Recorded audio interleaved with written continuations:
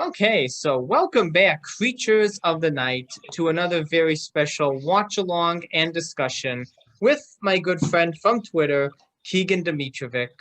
And as I talked about on a recent episode of the podcast, when he returned, we will be discussing another Armageddon classic, this time from 2005. The Legend versus the Legend Killer meet for the final time at Armageddon, Hell in the Cell. So, Keegan, why did you pick this one other than it just fits so perfectly from the last time we talked with Armageddon 2004? Because Undertaker and Randy Orton's my favorite feud of the Ruthless Aggression era.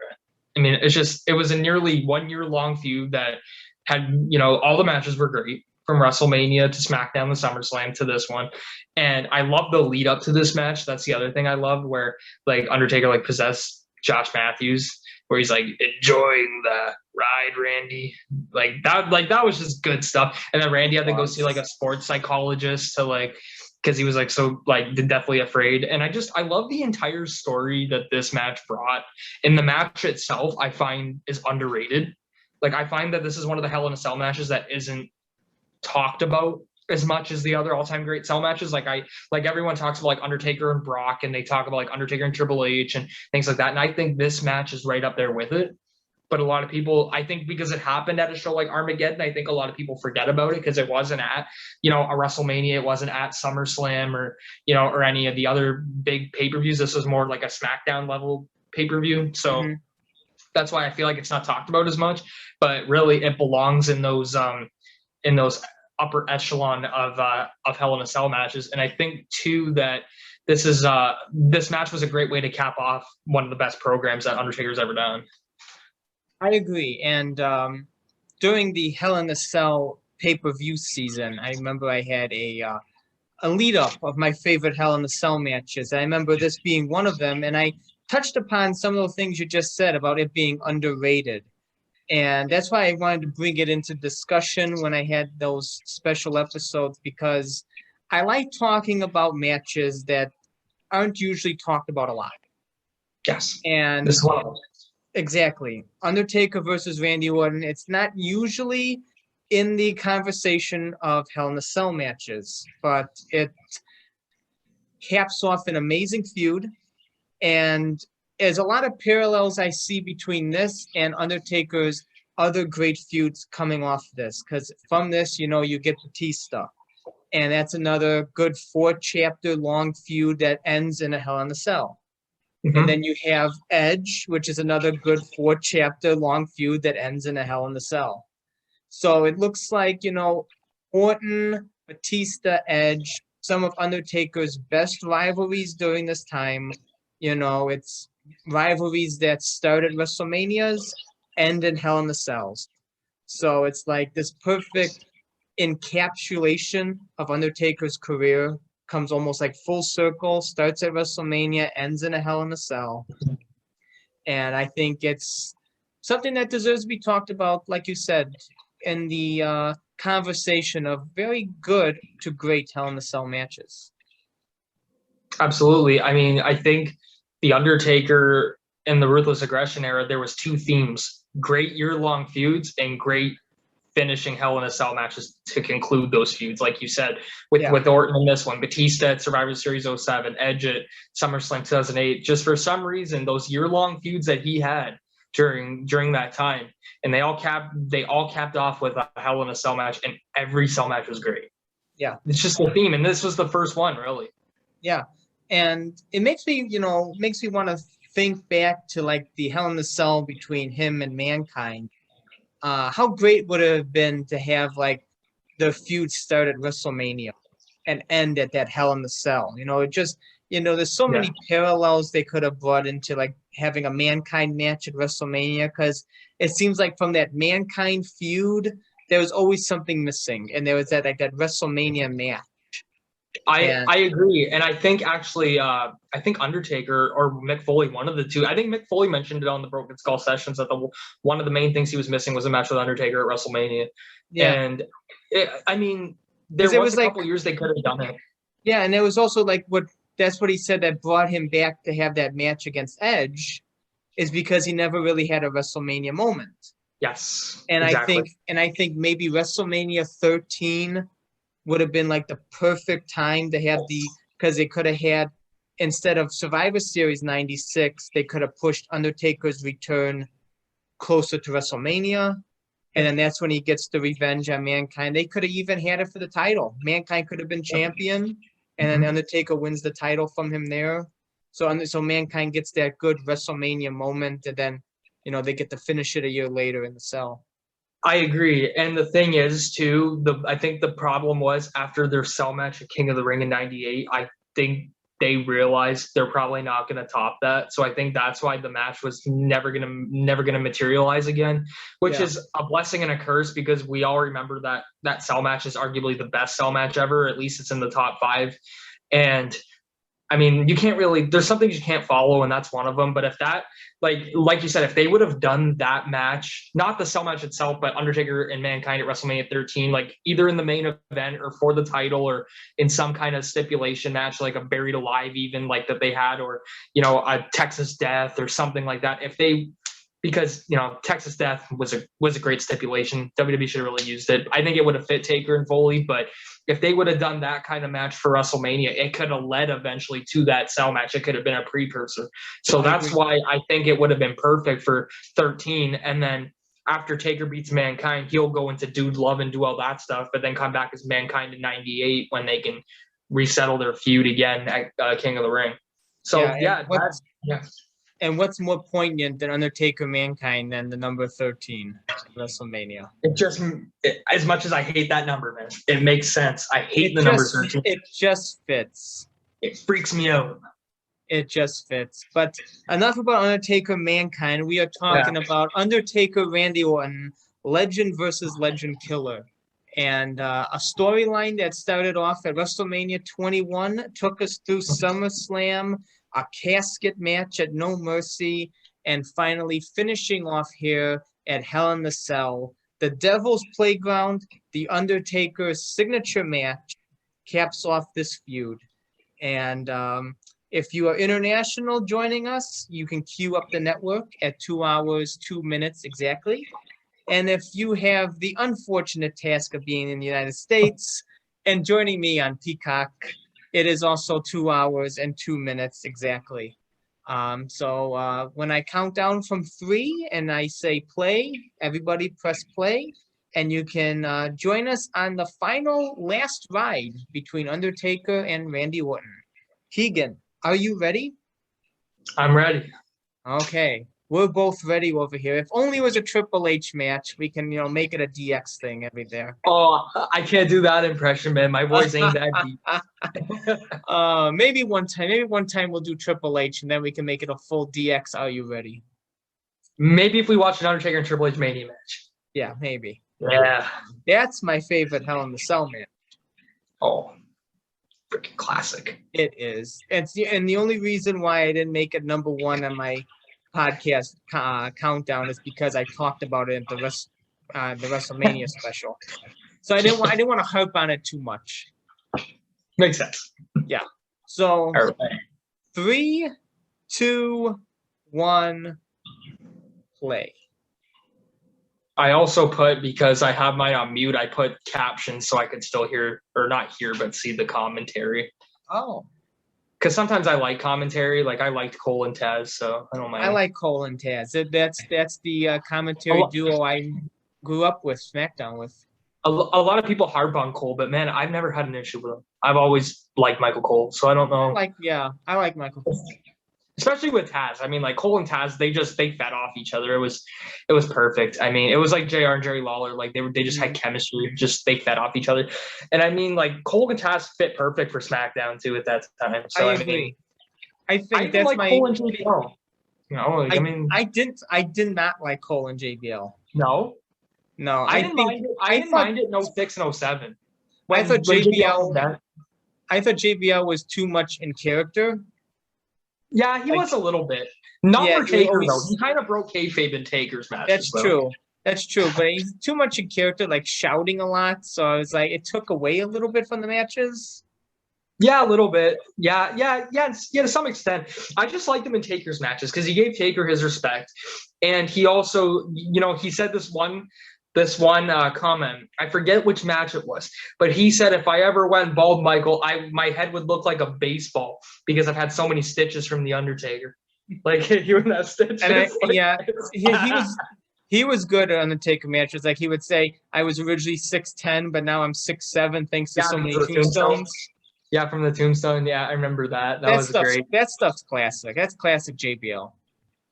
I didn't mind him in like with Undertaker because he always gave Taker's respect because they are real life buddies. So like Taker was one of the groomsmen at JBL's wedding. And I think Taker and Eddie were two groomsmen, if I remember correctly. So I think Undertaker was also in Triple H's wedding, if I remember correctly, also. Yeah, in 03, I think that was. Yeah. We know too much. We know too much about Undertaker on the outside of the ring. Internet's done. It shows us everything, even though we don't ask for it. I know. Here, I loved Randy's red gear. I wish he'd bring it back. I was just gonna say I love Randy Orton's mannerisms coming into the cell. Oh man, he was so good at his age, man. How old was he here? Like 25? I think so. I think he's 25. And look how good he was. Yeah, at the age of Undertaker, when Undertaker wins his first championship, 25. Man, it's like Orton was 25 here, and look at how good he was already. And if I remember correctly, I think this is Orton's first cell match, is it not? Yes. Yeah, it was his first cell match, and then I think his next one came 4 years later with Cena. With Cena? Yeah. So this was his first cell match, and man, like he's like you said, he's selling it perfectly though. Like the way he walked in and the way he's like grabbing the top. I didn't remember if he fought Triple H in one around this time or not. I don't think so. I think he was in a chamber. Yes. He's wrestled Taker in a cell, Cena twice, Sheamus, I think, and Mark Henry, from what I remember. I think that's who Orton's. Oh, and Jeff Hardy. And Jeff Hardy's the other one. Jeff Hardy and I like the Jeff Hardy match. That was a good one.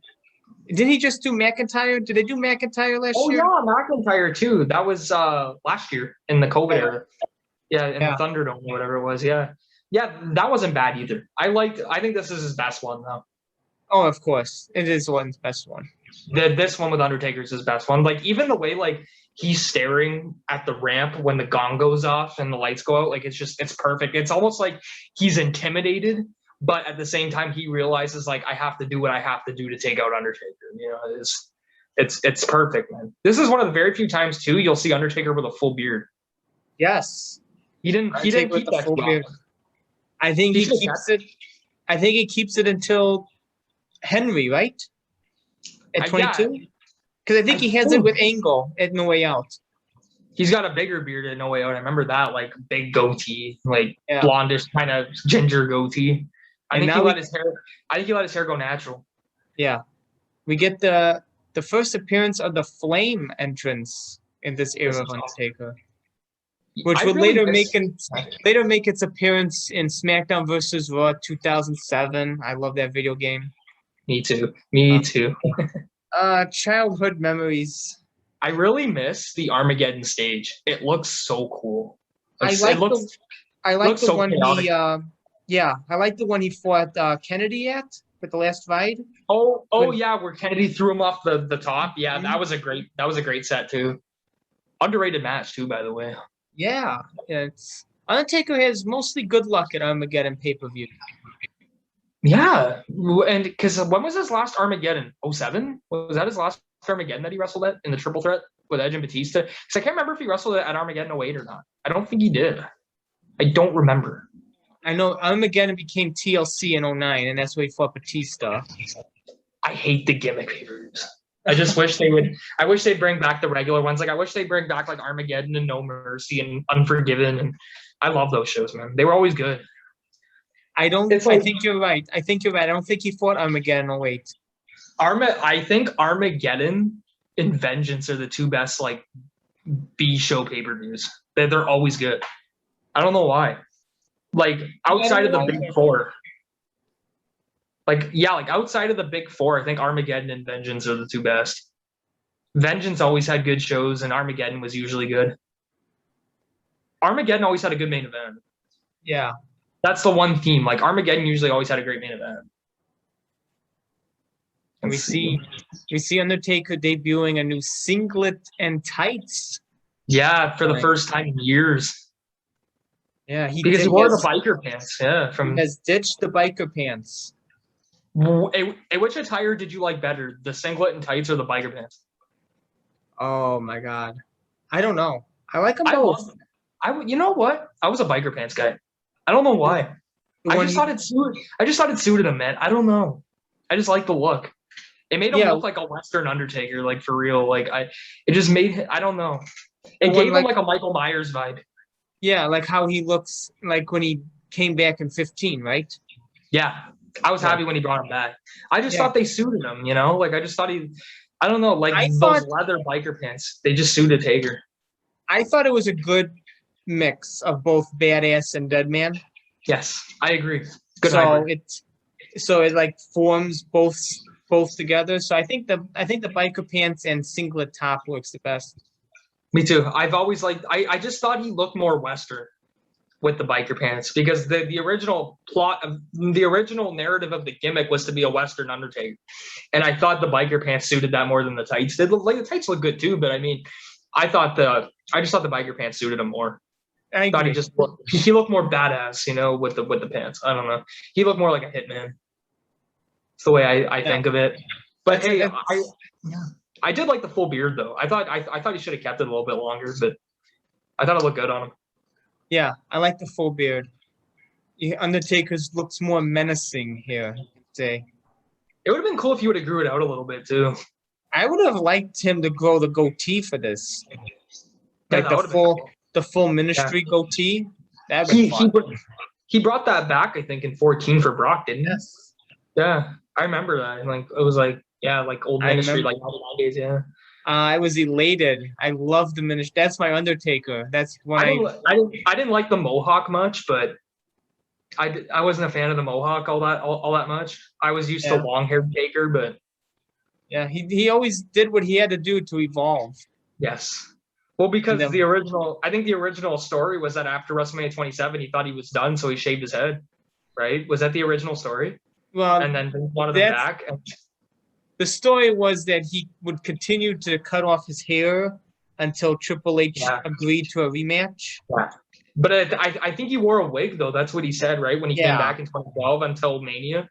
I think he cut off his hair in real life just because he wanted something different, and then they had to incorporate that into the storyline. He said, I forget which podcast it was on, but he said he was really sick of having the long hair, so he shaved it all off after the match with Triple H when he got his hip done the first time. Mm-hmm. And then he thought he wasn't going to do another one. It makes sense. He lives in Texas, and it's hot there. It's awfully hot there. I mean, I love my long hair, but if I lived in Texas, man, oof. Orton has such a good drop kick. I know. Man, this was like my favorite feud of that time. I love the Orton Undertaker feud. Do you remember? I could have done without the father's involvement, but it is what it is. But you know what I did like though? Okay, I wasn't a fan of the casket match at No Mercy. I liked the ending, but I didn't like the match itself. But the one thing that I liked, which I thought was a great segment on SmackDown, is when Orton thought he had a mannequin to Taker in the casket, and Taker sat up in the mannequin and threw him into that was a great segment, and Orton sold it. Taker looked great. That was so good how Undertaker got out of that casket without falling. I watched him lift himself up, and I was like, oh, he's gonna knock over the casket. He's gonna knock it over, and he didn't. He somehow got over and still with grabbing Orton at the same time, which was I know. Well, grabbing Orton, he got himself out of a casket. It's amazing. I love that. I love how he opens his eye and looks around. Yeah, and then like everyone knows but Orton and Cowboy, and then he eventually grabs him, and the way he threw him into the casket. You know what else I like too is their match on SmackDown, like right after SummerSlam, where Orton brought out the casket with a fake Undertaker in it. Oh yeah, that was a good match too. They actually WWE has it up on YouTube for people who don't have the network or hate Peacock. The full match is up on YouTube. You know, so I can't remember. Does Undertaker win that one? Yes. Undertaker won that one. It was a good match too. I liked their SummerSlam match too, except for the finish. I thought the finish sucked, but and they both admitted it did. But it was a good match. So up until then, I liked it. They always had good matches. It fits our narrative from the last watch along. Great match. The finish sucks. These two guys always had good matches though. Like the WrestleMania 21 match was great. This was great. Their SmackDown match was great. The SummerSlam one was good. These two guys always had good. I'm just glad the finish is excellent for this match. Oh, the finish is what made this match, man. Like the last 10 minutes of this match were just freaking a barn burner. Yeah, I agree. I mean, the whole match was good, but the finish was, it was great. And no spoilers, but I just love that. I just love that finishing image at the end. Oh yeah, we'll get to that. It's iconic.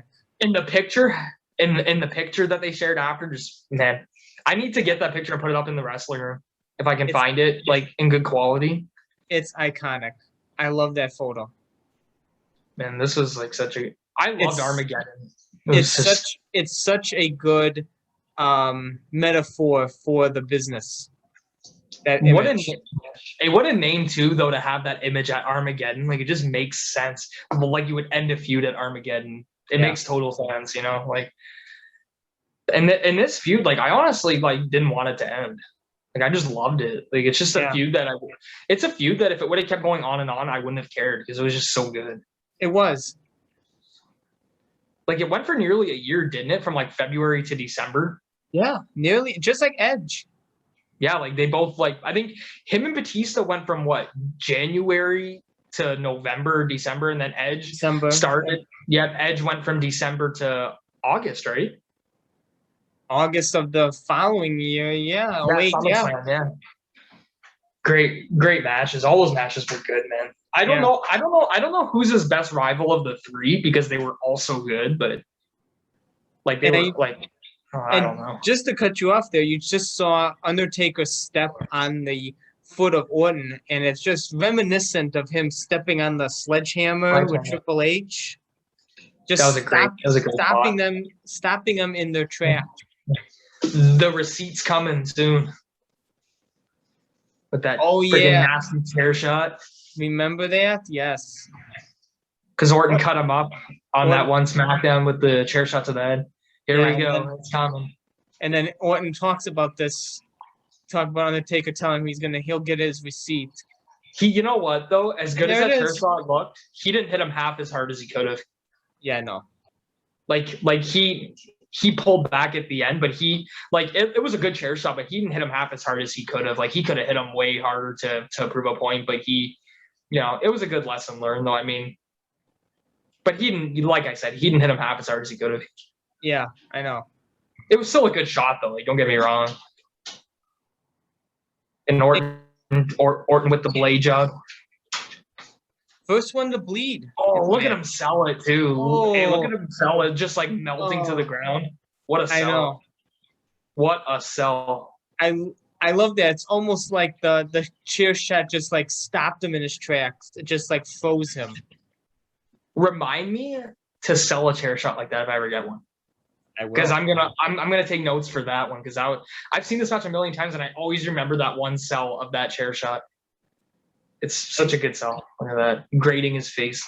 Yeah. Off the sell. Classic Hell in a Cell offense. Classic. Yeah, you have to use the sell to your advantage. I find in a lot of cell matches these days it's not used like that to the advantage that it should be. It's not steel anymore, is it? It's red. Yeah, it's red and plastic, isn't it? I don't know if it's plastic. I really don't. But it's hanging crate, I can tell you that. Oh, I love this right here. He's showing Cowboy Bob Orton the grating Orton into the steel. It's classic. I love that. Ooh, hey, look at all the blood already. Oh, yeah. But that's what a cell match is, man. It's supposed to be a bloody fight that ends all feuds. Oh, Orton's got the chain. Is he gonna be able to take advantage? Remains to be seen. It's just, it's classic Undertaker getting his revenge. I love this match, man. This is another match I don't get sick of. Man, Orton selling is just great in this match. Yeah. It's Man, so for 20, reminiscent. It's so reminiscent of Lesnar in the beginning. We have yeah, Heyman on the outside, and Undertaker, choking out a bloodied Lesnar and yes. everything. It even reminds me of the 2015 match that they had too, where both started bleeding the hard way, and Brock like sent the doctor flying in the middle of the ring, and they still went at Yeah. it. I love. You know what? A lot of people probably disagree with me, but I like the second one better than the first. A lot of people probably disagree with me on that, but I like the I like the story agree. of the second cell match. Yeah, I agree. I like that they exposed like the wood on the floor too. That was cool. And like the chair, like Brock did this one chair shot too to Taker where he like hit him like on the chin and Taker just went down like a sack of bricks. Good spot. It's like I don't know, but this one itself, this cell match is probably it's got to be the most underrated of this era. Oh, I would say so. Like I mean, like Taker and Batista too, but I think this one is just a forgotten gem. I love how Orton is selling the blood. Like he hates seeing his own blood. And he's just like freaks out every time. Like, I mean, you have to in this case. And I like that Orton wore red too for the cell. Like it matches. Yeah. And like the red trunks. It fits, man. I like it. I like it when guys wear light colors in a cell match because you can really see the blood and it sells it. Yeah, like when Batista wore the light gear with Triple H. Oh yeah, and like you could really see the blood. Look good. And I love that spot. I love that spot Undertaker used on Orton just previously. He uses it in all his cell matches. He does the lawn dart. Yeah, the lawn dart right into this cage. It's classic. It's a great spot. I like it too when they do the spot. I can't remember if they do it in this match or not. But when Taker like grabs the steps and tries to throw them at the cell wall to try to take your head off. That's a good spot. Orton just tried to use the steps on Undertaker, and never try that because Undertaker's going to use the big boot against them. See this? Boom, right off the steps again. Oh, I know. Reminiscent of JBL. It's true. Like a Cowboy Bob Orton. Yeah. Didn't Cowboy Bob Orton have like hepatitis or something and Taker like lost his mind over it? Yes. Bruce Pritchard talked about that. They gave Cowboy Bob Orton the wrong test results. Yeah, and he like bled the hard way too. He gave him the wrong test results, and then Undertaker was furious. I would be too. Now Undertaker's got to be tested. He's got to be tested like every year now, I think. Man. That sucks. Yeah. That's why you don't blade in wrestling. Use a freaking blood packet. Oh, RKO off the ropes. What a spot. Oh, right off the ropes, right into the cell. Man, Orton should have used that more often, too. That was such a good spot. Ouch. And this is before his rope DDT he used. Yes, it was. So that was like... I don't even think he used that backbreaker. I don't even think he used that inverted backbreaker that much back then either. Yeah, I don't think so. Oh, man. Taker always sold the RKO, like leaping in the air. Yeah. Flew. Now Orton's on the offense. He's got to get the offense. Undertaker's got to make him look good. And when Taker sells for you, man, he makes you look great. Yeah. I don't know if you were too young to have it, but do you remember the Jax playset based off this match? I had it. You had it? I loved it. It came with an Orton. It came with an Orton in red gear. Yes. And the Undertaker with the skull tights. Yep. I loved it. I bought it at Toys R Us back in the day. My mom got it for me. Yes, Toys R Us. I'm mad because I took it out of the package and I would have kept it all like sealed. But I was a kid and I played with the cell and I broke this freaking thing. And Same here. Looking back at it, all the times I would shake my younger self saying, "What are you doing? Don't open it. It's going to cost you so much money. It's going to cost you so much money in the future." I had that exact set too. Like I can't, like I think I gave it to my nephew. I had the Orton in the red tights. I think I gave it to him if I remember correctly. Because it was all like banged up. So like it's like give it to a kid who's gonna use it and wrestle around with it. So it wasn't in collector shape. So Undertaker being graded against the cell, Now Taker's cut. being thrown on the steps. The same stuff Undertaker just did to Orton. Orton is doing right now to Undertaker. I love about cell matches. You know, they tell such a good story throughout the whole entire match of like harking back to different moments in the rivalry. Because it's a war. It's the war that ends all wars. Undertaker being choked by the chain. And he's selling it too. Is it just like what Lesnar did? Didn't Lesnar choke Undertaker with the chain? I believe so, yeah. Yeah. I know Brock tied his broken hand up with the belt off the cell and hit the cast until he broke it. I remember that. That was a good spot. God. The stuff Undertaker goes through in these cell matches, man. He's the best Hell in a Cell performer ever, though. Yeah. Never be another one like it. No, never. I just wish they wouldn't have changed it to red, though. I like the silver. I love the silver. I hate the red. I agree. I find the silver just looks more menacing, you know, just looks more like hell. Yeah, and the red is too hard to see the match through. Yeah. It's like, you know, it's like when they did like the Fiend stuff where like his matches were in red lighting. I hated it. I hated the red lighting. I remember they did that those. with Kane in like 98, 97 too. I remember that. I hate it. I hate the red lighting. It's so hard to see. I think that's what turned a lot of people off the character right away. I mean, Fiend and Undertaker back in the day would have been intriguing, but I mean, that would have been unique. But I mean, not in red lighting. But yeah, I mean, him and Wyatt worked good together, so I'm guessing they could have made a good match. I mean, yeah, the Mania 31 match is pretty underrated. Yeah, and I like the Survivor Series, the family versus brothers. The tag match? Yeah, that was good too. I thought Undertaker looked great in that match. Yeah. He looked good with Wyatt. I thought he'd been good with the Fiend. Oh, but it's in the past now in more ways than one. I mean, I kind of wish Taker and Orton would have done another match together before Undertaker was done. I mean that would have been cool, but well, you never say never now. I don't know, man. I don't know if Taker's coming back. I think if Vince absolutely needs him, he would. I always hold out hope. As long as Vince is breathing in and out, I'm holding out hope. As long as Undertaker's still alive, man. Yeah. You never know. As long as Vince and Undertaker are both up there, you know, Vince is a master at getting people back. A master. Well, I think Undertaker even said that, like, if Vince absolutely needed him, he would do it. But like, if he was like that desperate that he needed him, but I don't know. It's like Vince could be pretty convincing and being desperate. Yeah. I mean, if Taker does come back, though, I'd like to see him and AJ do a match in the ring. That's the one I would want to see because we got robbed of it. I would think he would go with someone in the ring he would trust. Like AJ's good, Orton. Yeah, AJ, Orton, Edge, maybe. Edge.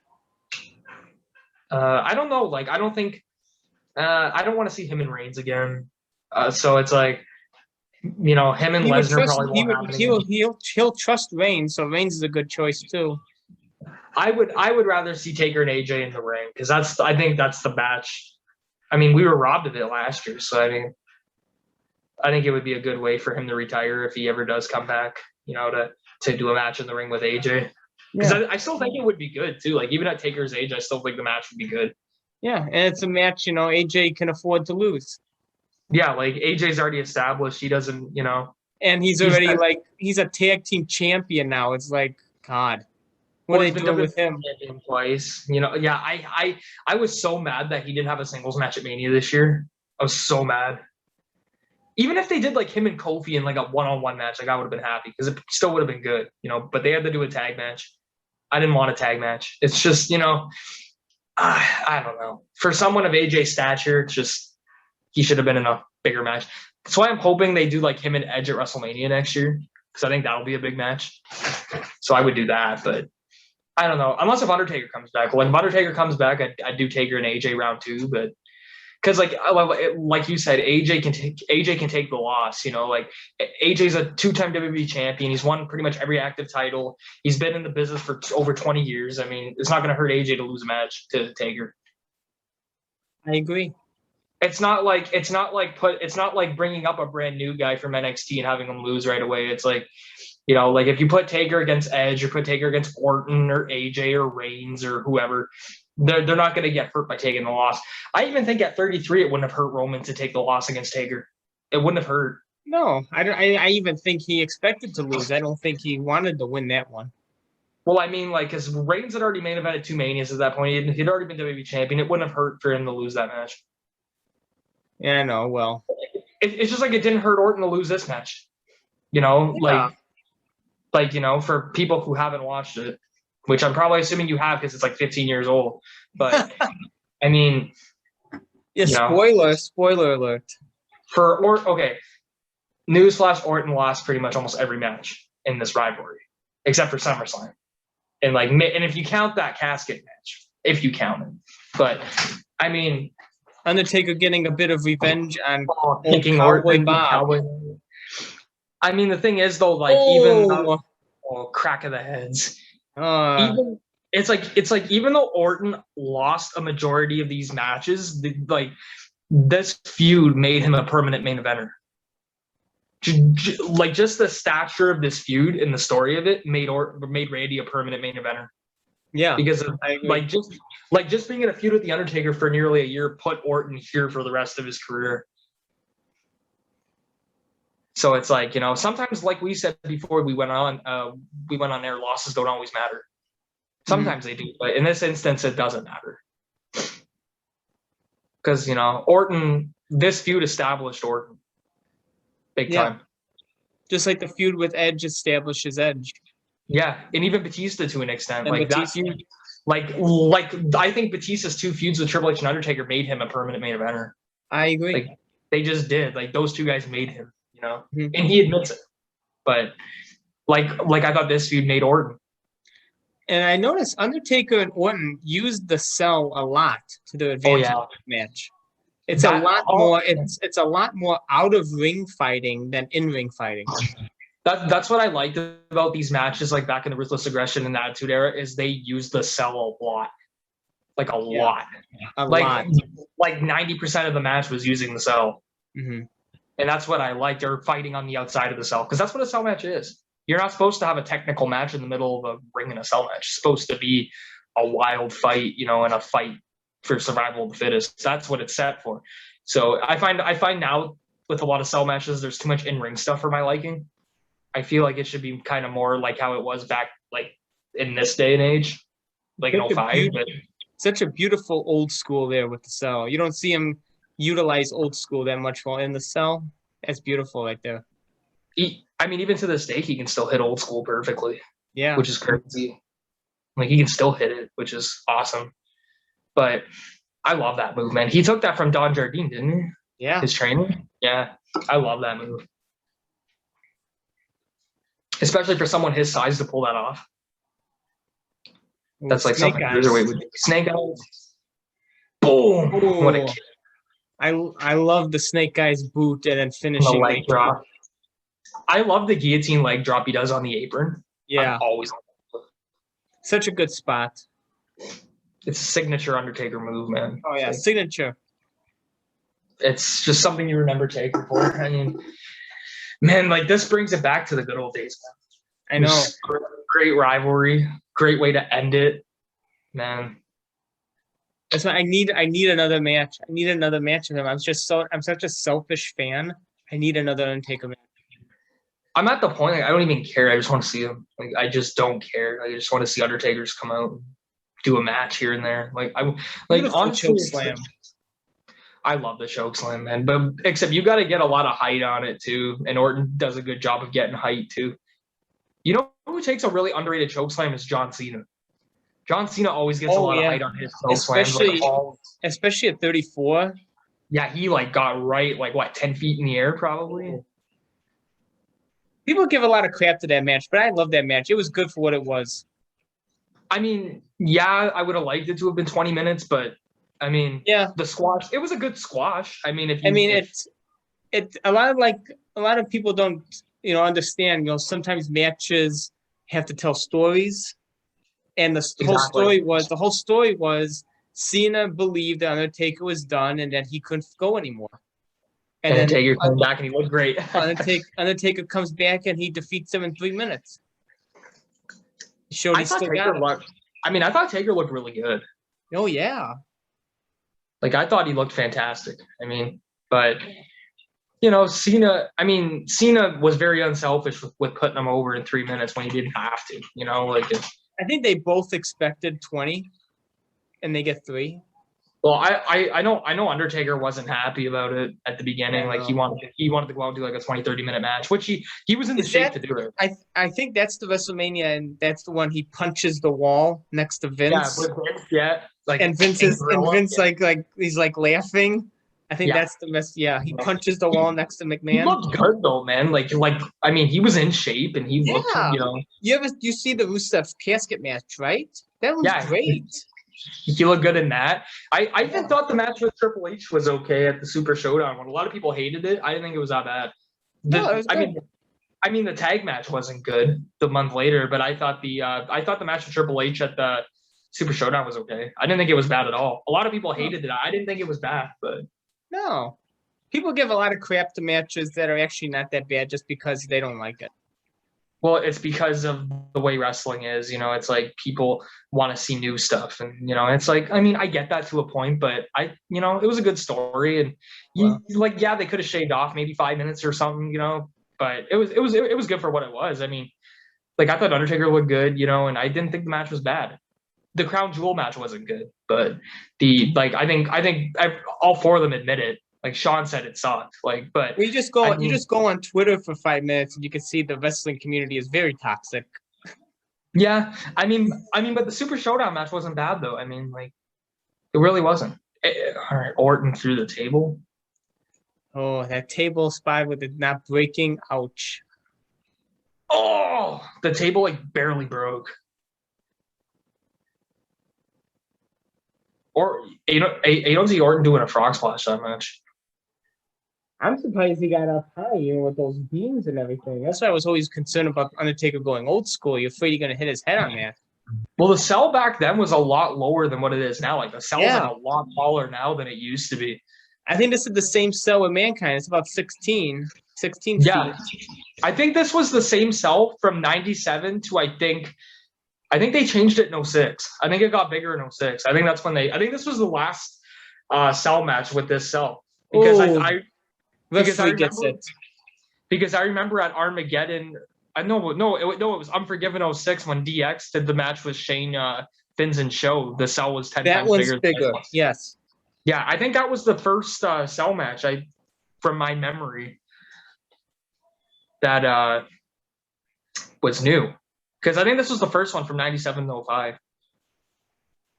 I love that chokeslam to the RKO spot.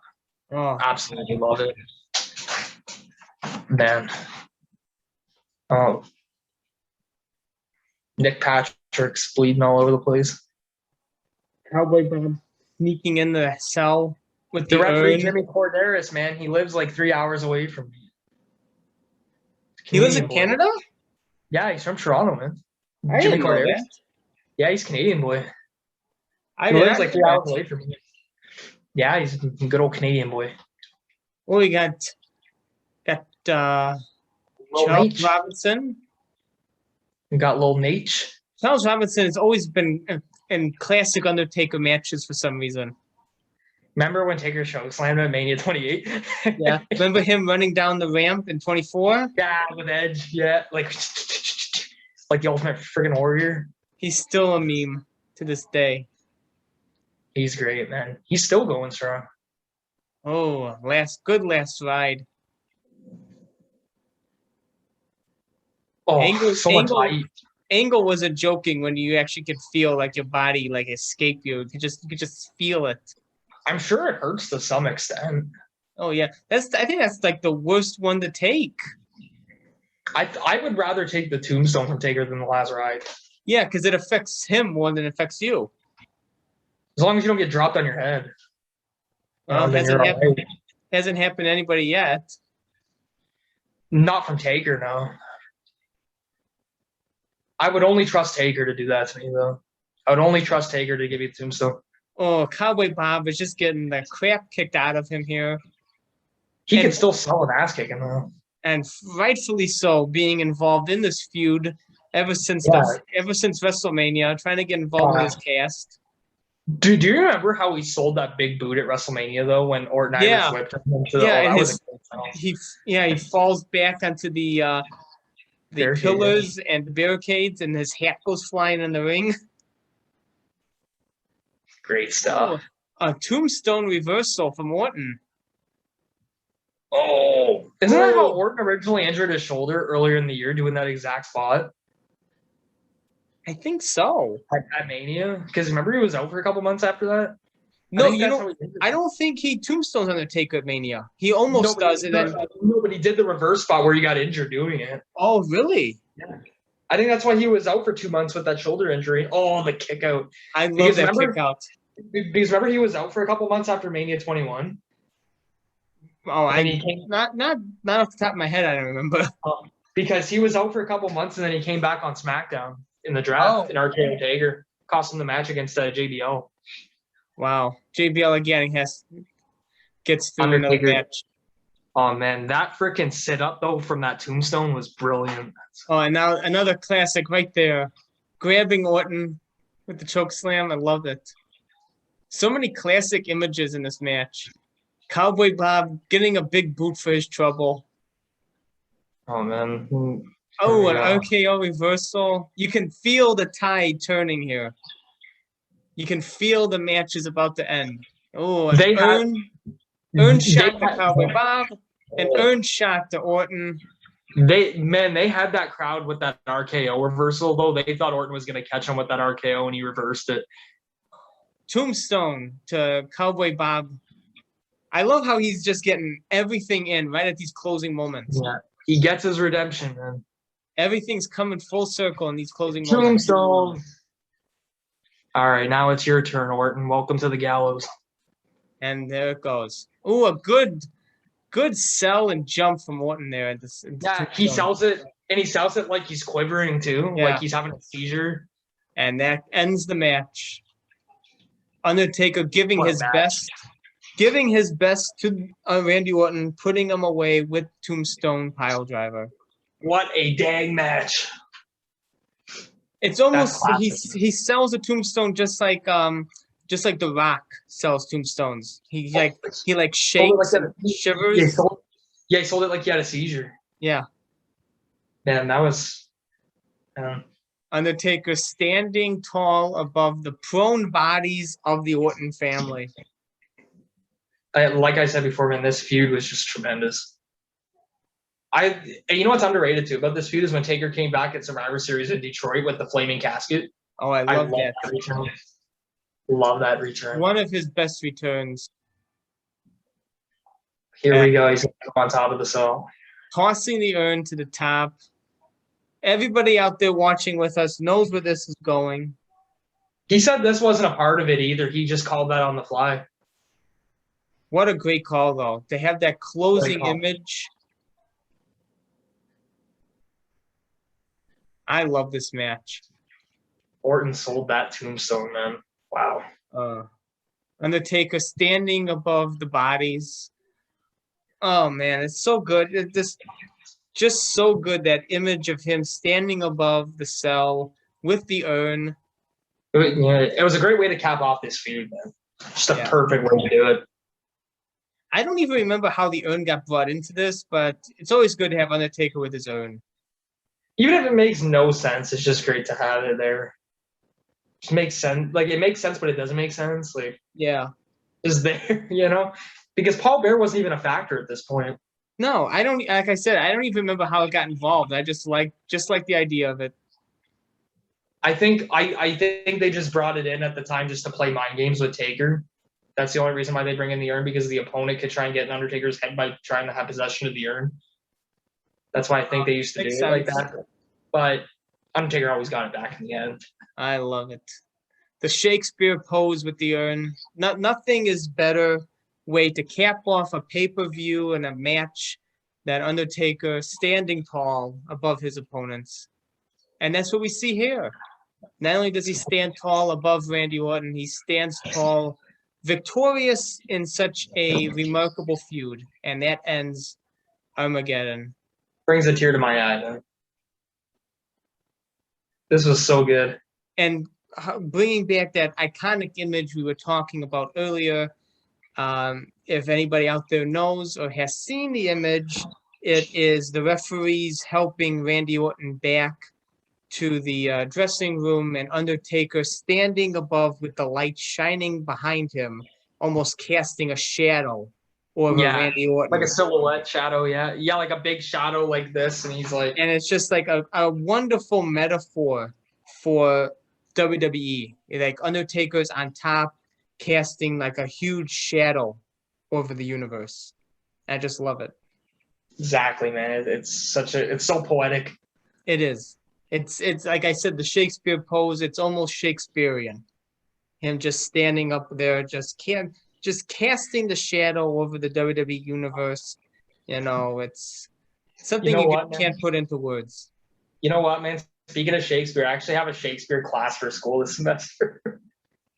So I guess I should just use this match as an example. It just comes full circle here. You know, you never know where these watch-alongs will take us. Takes back down memory lane. Brings us right back down memory lane. And, you know, just to watch such a classic feud, rivalry, ended in such a remarkable fashion. It's just, you know, it's just poetic that it involves The Undertaker every time we talk about these things. Exactly, man. It's just so beautiful. Mm-hmm. It's a beautiful story. It is. And from here, Undertaker will make his presence known at the Royal Rumble, challenging Kurt Angle for the World Heavyweight Championship at No Way Out, which leads us to a very, after No Way Out 2006, I would say a very, not that good of a 2006 year for the Deadman, I would say. Aren't we supposed to rebook that? I think we are. Yeah. I think I have an idea or two. Oh, really? So, yeah. For the people listening, like Undertaker's 2006, after losing to Kurt Angle, takes us to a rematch on SmackDown, where Mark Henry interferes, giving Undertaker the disqualification win, which leads to WrestleMania 22 against Mark Henry in the casket match. From there, we get the debut of Great Khali, which sets up I know this is abysmal to recount for me, I know, a match at Judgment Day, which Great Khali defeats The Undertaker, which leads to which is supposed to be a rematch at Great American Bash at a Punjabi prison match, but that is changed to the Big Show, which Undertaker defeats Big Show there. And it was supposed to lead then to Undertaker Khali at SummerSlam, but they put that on SmackDown in a last man standing match. Still probably Khali's best match, though. The last man standing match is probably Khali's best match. I would say it's Khali's best match, and thankfully that ends the Khali rivalry between him and The Undertaker.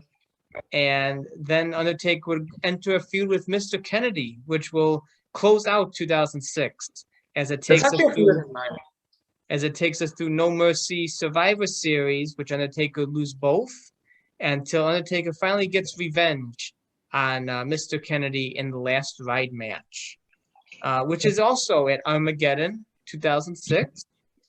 So in keeping with our Armageddon storyline or things going around here, everything we deal with Armageddon, it all caps off here. Mm-hmm. How would you, Keegan, rebook Undertaker's dismal 2006 career before he is rejuvenated into a wonderful 2007? Well, 06 is a double-edged sword because you have the stuff with Kurt Angle, like you said, and that was great stuff. It was just a bit backwards, though, because that should have been at WrestleMania. But what I would have done for this is I would have had Undertaker win that Battle Royal on SmackDown instead of sending Kurt to Raw. from Raw, sorry, because Kurt was on Raw at the time. So I would have had Taker enter that Battle Royal and win, because it would have been his first time back since Armageddon. Kurt wins the Royal Rumble match and defects, like how Benoit did in 04. So Kurt wins the Rumble match, which means he can either face the world champion or the WWE champion. He goes to SmackDown to go face the Undertaker. So the wrestling machine claims to out-wrestle the Deadman to win at WrestleMania for the title. So Kurt defects from Raw. He goes to SmackDown. There's your match. Undertaker, Kurt Angle. And at No Way Out, you can do, I guess, Undertaker and Henry, if that's what you really want to do. Then you can do that at No Way Out instead of WrestleMania. And then Undertaker can win and whatever. And then for Ray and Orton, they do their singles match, and Ray, I'd make it like no holds barred or something, because it was intense enough to have that stipulation. So Orton and Ray do their match at Mania, and Ray avenges Eddie and wins. And then Undertaker and Kurt would be the main event. Undertaker would keep the world title, and then they would do a rematch at Judgment Day before Kurt would leave the WWE. And then Undertaker, it would be the match that they had on SmackDown originally from March 3rd, 06, except there wouldn't be a Mark Henry interference. Undertaker would just win, and then end of that feud, Kurt leaves or takes time off, depending. And then from there at the Great American Bash, I would do, most likely, I would have said Undertaker and Benoit, but Benoit was out at that time with an injury or taking some kind of sabbatical. So I would have done Undertaker and Kennedy instead of Armageddon. I would have done the last ride match at Great American Bash. Interesting. For the title. Because honestly, I didn't mind the Undertaker and Kennedy feud. I liked it. I liked most of it. Okay. So you do Undertaker and Kennedy in a last ride match, and then you can blow that off. And then at SummerSlam, do Taker and Mysterio. There's the match right there. Two baby faces. There doesn't need to, like how they did it at the Royal Rumble 2010. Undertaker can win, and then from there you can do Undertaker. I think next pay-per-view would be No Mercy, right? So you can do, for example, Undertaker and King Booker. You can do that because Booker was originally world champion, but I think King Booker and Undertaker would have been intriguing. So you do that. And then you do Undertaker and Chris Benoit for Survivor Series. And here's where it gets interesting, because Benoit would be back around that time, because I think Benoit came back in October with Regal. So Benoit ends up facing Undertaker, and hear me out here. Benoit wins because he's going to be the transitional champion. He's not going to have a long run, but he wins. However, like with the diving headbutt or whatever, he does like 3 diving headbutts in a row to beat Undertaker to keep him down, because Undertaker ain't going to tap to the crossface. I guarantee you. So Benoit wins. He drops the title to Batista at the Royal Rumble. So Batista's the champion. And then Undertaker wins the 2007 Rumble. Okay. To face Batista at 23. And then Benoit would go feud with Regal for WrestleMania. Okay. In a singles match. So that's how I would have booked Taker's 06. So he would have held the title right up until like Survivor Series or Armageddon. So maybe you could have had Undertaker beat Benoit at Survivor Series. Benoit beats him at Armageddon, but Benoit is the transitional champion, because I want to keep Undertaker and Batista away from each other until WrestleMania. Like, I don't want them to have any matches with each other until Mania, because you could do the 3-way with Benoit, Batista, and Undertaker, but then Batista and Undertaker would already have interaction in 06, which would kind of spoil their entire 07 feud, because like people would think it's overdone. So that's why you'd have Benoit be the transitional champion, because really, who else at that time is going to be would be the transitional champion? Like, I would have said Eddie if Eddie was around, or maybe Batista would have been the transitional champion if Eddie was around, because I probably would have done Taker and Eddie for 23. But Benoit serves as the transitional guy. He drops the title to Batista, and then Undertaker wins the 07 Rumble, and then you get Taker Batista for 23 in the main event. So Undertaker avenges his loss, yes. And then you could do like the 3-way after Mania. Like you could do like Benoit, Taker, and Batista at Backlash, and then do the last man standing match at like Vengeance or something for Taker and Batista. That's what I would have done. Because then that way Taker gets a long run, and then he still wins the Rumble and still gets his title back at Mania. That's right. Where he can reclaim it. So you're still keeping him as the 07 winner. Now you're changing the 06 Royal Rumble winner from Mysterio to Angle. Yes. Okay. Now in this universe, that's a very good one, how you just laid that out. Mm-hmm. In this universe, Guerrero still passes away. Unfortunately. So I still have to have Mysterio win the Rumble because there's no going around that. Of course, they're giving it to him. And of course, in my universe, we're still going to have Great Khali debut, and he's still going to get a match against Undertaker because that's inevitable. So I would say, I'm trying to think the best way to go about this because I like the way Undertaker came back at the Rumble. Have him I love that. of him destroying the ring for Angle. So I think I'm keeping that. I'm keeping him destroying the ring against Angle. And so that leads to No Way Out. And I would say I would keep No Way Out the same. Angle beats Undertaker, but very controversially. Like he did the roll-up and everything. So then Undertaker demands the rematch at WrestleMania. So then Rey Mysterio can go for the other championship, but you have Undertaker and Angle for this championship.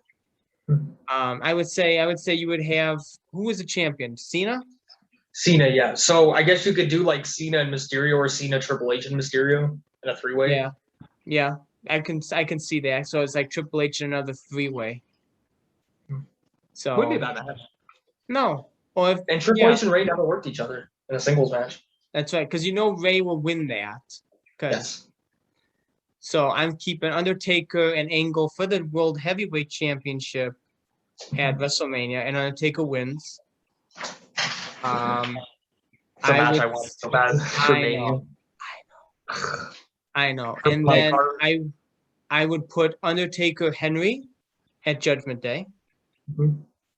I would put Undertaker and Khali in the Punjabi prison match at Great American Bash. Mm-hmm. I would put Undertaker King Booker at SummerSlam. Mm-hmm. I would have the first blood match against Kennedy at No Mercy instead of Survivor Series. So he runs through Kennedy. At Survivor Series, I don't want him against Batista until 07. And that's why I had the book a transitional champion. Yeah. I would have Undertaker continue to win at Survivor Series. I'd have him drop it at Armageddon. Yeah, I had him drop it to Chris at Armageddon, and then Chris drops it to Batista at the Rumble. Survivor Series, I'm trying to think. Who would he beat at Survivor Series? I had him beat Chris once, and then Chris beat him the second time. That's what I had. Who else is on SmackDown at that time? I need refreshers here. There's Batista, but we're keeping them. I guess MVP maybe. No, I don't want MVP. No. Kane was on SmackDown at that point, but it's like I'm trying to think of like Finley maybe. I don't know. No. Regal. I would say. Let's see. SmackDown's roster was pretty thin in 06. Yeah, really thin in 06. I would say maybe he defends it in a three-way at Survivor Series against King Booker and Kennedy. Okay. So you have Undertaker's last two opponents come up trying to take it from him, but Undertaker wins it again at Survivor Series. Armageddon, I would keep the last ride match for Armageddon. That was a good match. I would keep last ride match, but not Kennedy. I would give it to, oh my God. I don't know. I don't want Benoit as champion. I don't know. It's hard because it was thin. It was like maybe Booker again? I don't know. No, I don't know. He'd be fighting Booker 3 times then, no. Like Henry again? I don't know, man. It's like SmackDown's roster, like I don't know. It's like Henry was okay, I guess, for like a Judgment Day or like a No Way Out, which him and Taker would have had a pretty decent match. Him and Booker probably would have had a good match, like you said, at SummerSlam.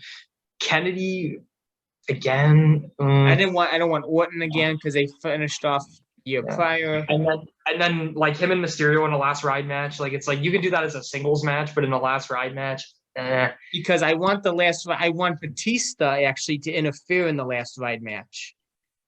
So who would make him drop the belt? So then when Batista takes the belt at the Rumble and Undertaker wins the Rumble, Undertaker knows who he's going for.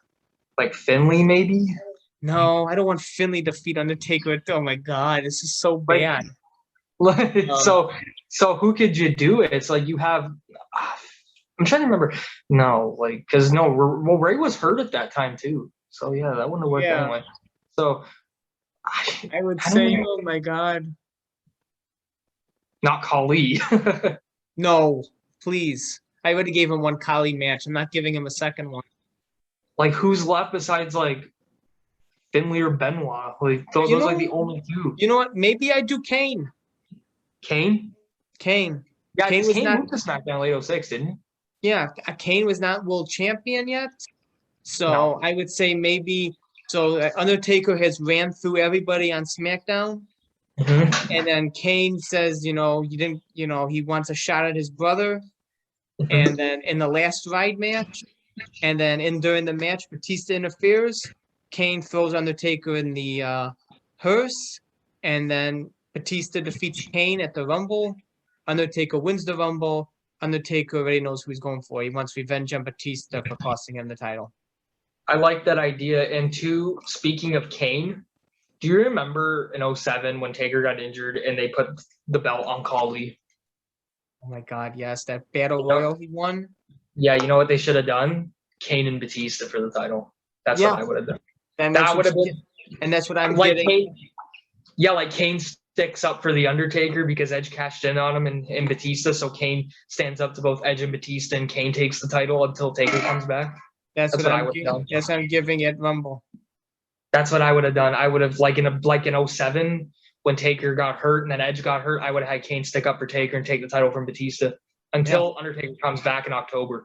That's what I think Kane and Batista would have been good. And I think Mysterio fighting for the WWE Championship at WrestleMania is better because since he's not a heavyweight, he wouldn't go for the World Heavyweight Championship. Since Guerrero's the one that held the WWE title, might as well give him the title Guerrero held. That makes poetic sense. Would you have done the three-way, or would you have done Ray and Triple H or Ray and Cena? Or you know what? I think I would have done because I would have given Orton to whoever I wouldn't have Ray fight. Okay. So I like Orton and Cena together. Okay. And then Ray and Triple H. So I'm thinking Triple H is champion and Ray beats Triple H because Triple H is the heel. Perfect sense, yeah. So I'm giving the championship to Triple H so Ray can defeat Triple H. And I'm giving Orton to Cena.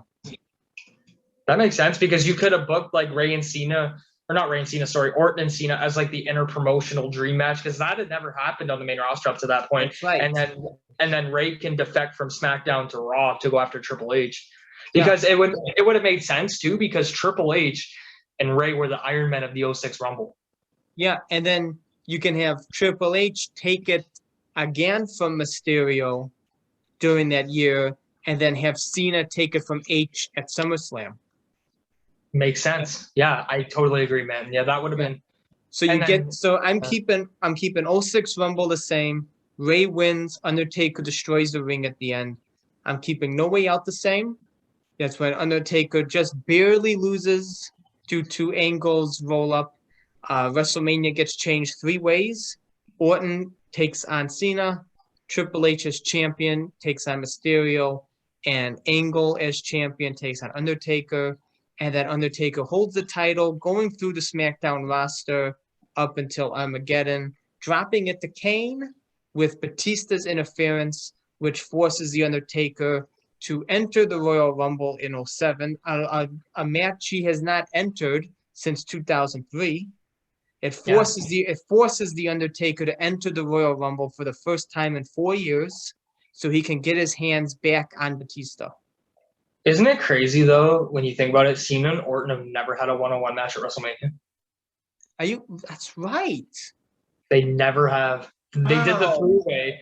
They did the three-way at 24 with Triple H, but they've never had a singles match at Mania. Out of all the rivalries, that's the one that didn't have a Mania match. Shocking. And Cena and Edge. Shocking me. Cena and Edge too never had a Mania match. Wow. It's crazy, man. I probably like. That's right. Again, Cena and Edge had the triple threat with Big Show. I mean, if I was booking it, I would have probably at 22 did Cena and Michaels for the title, and then Triple H and Flair and Hell in a Cell. That's probably what I would have ended up doing because Triple H and Flair, after Survivor Series, never really ended their feud, and they had a really good feud going. So I probably would have ended that in the Cell at Mania to like cap off all of Evolution. I think that would have been a good way to end it.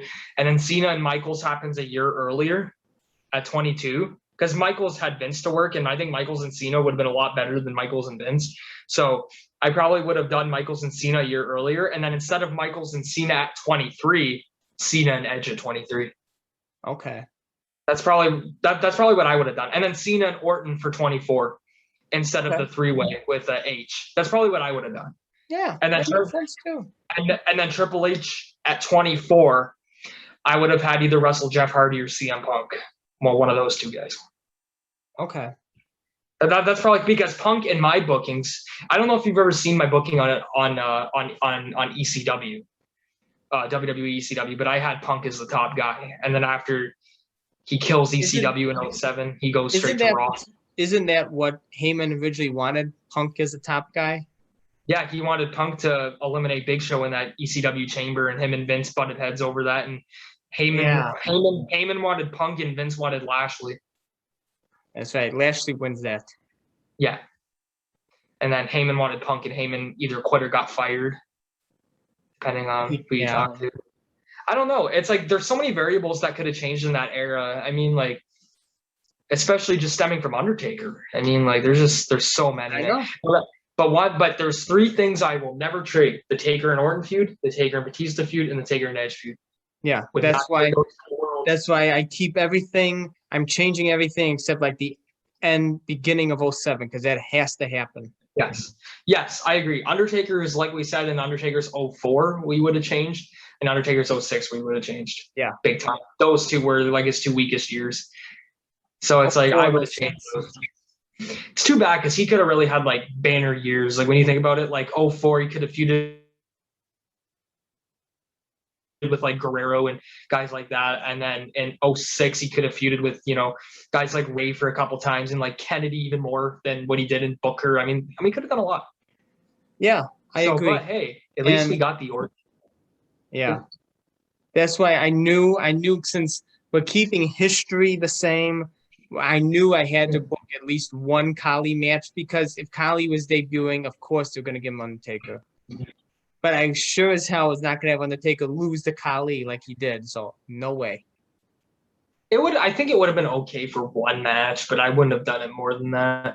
That's why I just did one. I just did the Punjabi prison match, and then Undertaker wins it, and then that's it. And they can have the last man standing match on a SmackDown like they did.